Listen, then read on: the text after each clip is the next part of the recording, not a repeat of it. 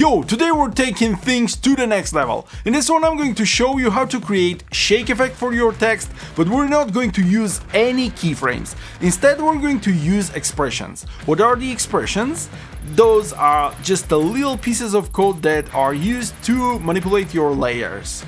But fear not, it's just a one-liner with 2 parameters and there's nothing hard. Let's jump into After Effects and I'm going to show you everything that you need to know. So we're going to work with this clip here, and to make it more interesting, I will add a text. Let's type in BMW. Let's center it, and I don't want this to be a static text, so for that I'm going to click on my text layer and click on P on my keyboard, and it will open up the position. Hold Alt and click on this stopwatch right here and you will see transform.position. This is exactly what we need. So instead of this text, just type in wiggle.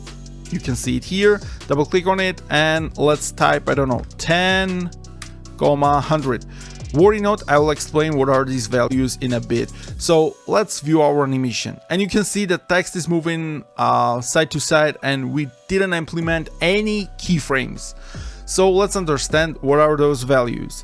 The first number, this one, represents the frequency of the wiggle, essentially how fast it appears to shake. The second number represents the amplitude of the wiggle, basically, which is how far it moves. You can adjust those numbers however you would like. So for example, wiggle 250 will make a layer shake dramatically but slow. Wiggle 10.3 will make a layer dart around quickly without moving too much in any direction.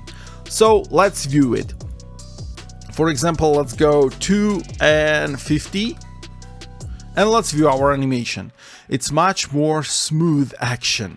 And let's go, for example, wiggle 100 and wiggle 5. Okay, you can see that text is like, it's just nervous text right here. This expression is not only for position, but you can use it with scale, with opacity, and with each and every parameter that you have in After Effects. So for example, let's go to scale and do the same action. Hold Alt, click on the stopwatch, and let's type wiggle.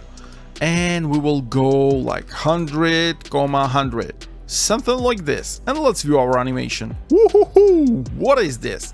Ho ho!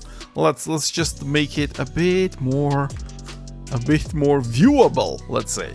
If you do a lot of speed ramps in After Effects, you should probably watch this video next to avoid those ugly speed ramping mistakes.